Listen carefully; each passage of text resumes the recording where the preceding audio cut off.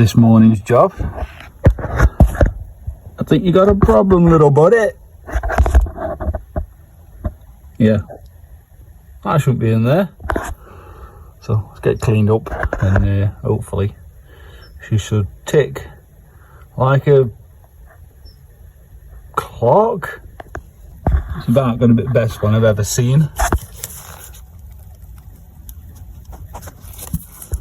Wow, that is just incredible. So that there is a pipe that comes off of this EGR intake here back into manifold. That's how much the EGR valves just destroy cars.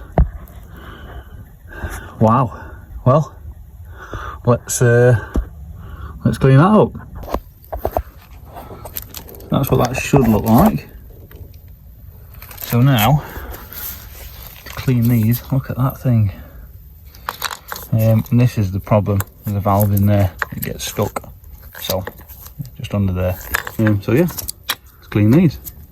Clean, and functioning. That was actually sticking closed at some point, and not anymore.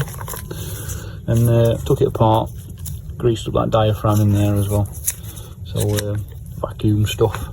So hopefully those now completely free of exhaust crap, and the intake clean, and this lubed up, should be fine.